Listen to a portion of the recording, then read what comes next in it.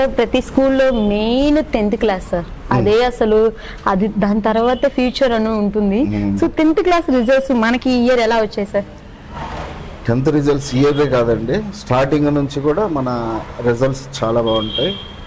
So ఈ 10th క్లాస్లో syllabus అంతా కంప్లీట్ అయిపోయిన తర్వాత ఒక ఇంటెన్సివ్ కోచింగ్ ప్రోగ్రామ్ అని ఒక 100 days ప్రోగ్రామ్ ఒక డిజైన్ అవుతుంది. ఓకే, మేము సపరేట్గా డిజైన్ చేస్తాం. అది ఓకే, డిజైన్ చేసుకున్న తర్వాత ఆ ఐసీ ప్రోగ్రాంలో ప్రతి స్టూడెంట్ని to bring out the best, ఎవరి కెపాసిటీ ఎంత ఉందో అంత మ్యాక్సిమం అవుట్పుట్ వచ్చే విధంగా కస్టమైజ్డ్గా వాళ్ళని ప్రిపేర్ చేయించడము, ప్రతి లెసన్లోనూ ఒక ఎగ్జామ్ కండక్ట్ చేసుకుంటూ ఆ ప్రోగ్రాంలో అందరిని తీసుకొస్తాం. ఒకరికో ఇద్దరికో స్టేట్ ర్యాంక్స్ తీసుకురావడము, వెనకున్న వాళ్ళంతా ఫెయిల్ అయినా పట్టించుకోకపోవడం అనే కాన్సెప్ట్ ఉండదు. మనం ప్రతి ఒక్కరి మీద individual and personalized customized program ఉంటుంది.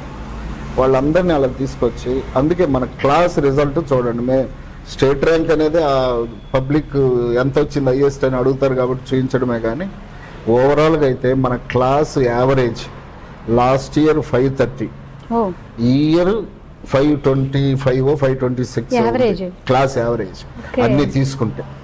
సో మీకు అలానే ఉంటుంది, ఎప్పుడు స్టేట్ ర్యాంకు ఉంటుంది. సో క్లాస్ యావరేజ్ కూడా స్టేట్లో దాదాపు హైయెస్ట్లోనే ఉంటుంది. సో అందరికీ దాదాపు క్లాసులో 75%, ఈ ఇయర్ అయితే 76% of the students 500 above. Okay, so ఇంత బాగా వస్తుంది మామూలు విషయం కాదు సార్. ప్రతి ఇయర్ అలాంటి రిజల్టే వస్తుంది, ప్రతి స్టూడెంట్కి బెనిఫిట్ జరుగుతుంది, అందరూ సాటిస్ఫై అవుతారు. ఓవరాల్గా ప్రతి స్టూడెంట్కి జస్టిస్ చేయడం, ప్రతి పేరెంట్ని సాటిస్ఫై చేయాలనేది మా concept.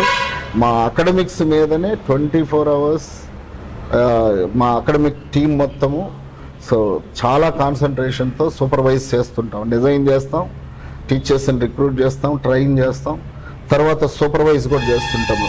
Every day to day ఏం జరుగుతుంది అనేది ఫాలో అప్ చేస్తాం.